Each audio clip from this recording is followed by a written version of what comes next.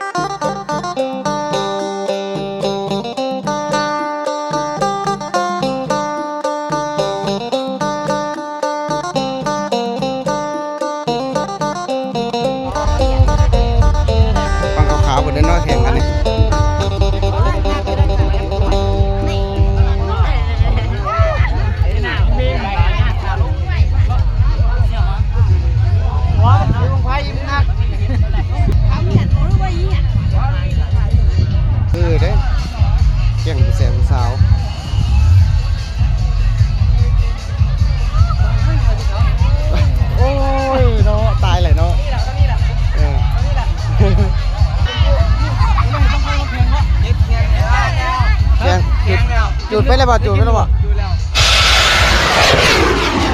ป้าว่ะถ่ายประทัดมันหลักขึ้นป้า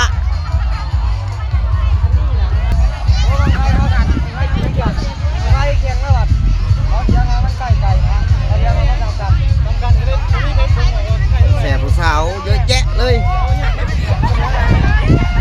นะพี่ผู้สาวบ้านไหนน่ะแมนเบิร์ดเนาะมากหน้าลายตายรีวัยรุ่นน้องเรือทองเต็มอยู่เลยพี่น้องเอ้ยตัวหลายคน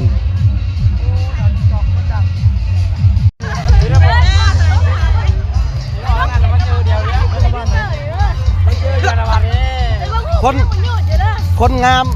มันจะเป็นต้องใส่ฟิลเตอร์มันเคยใส่เลยเช้านางมึงค่อยแสดงว่าบ้านเดียวกันเบิดเป็นบ่เนี่ยแต่มีแต่ผู้แสบผู้สาว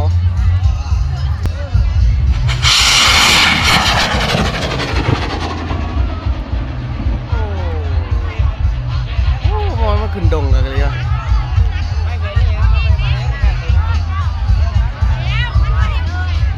รีบเลยเลยแง่บ่เห็นล่ะว่าไงแล้วผูกแข่งไปแล้วเดี๋ยวบางนั่นมันเอามัน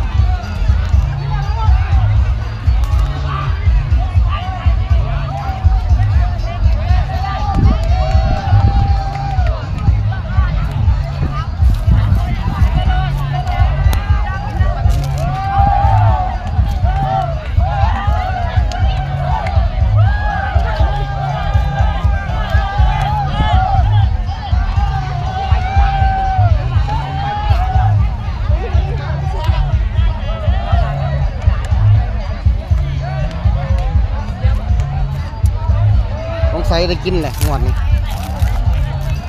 ไปขึ้นไปกินนี่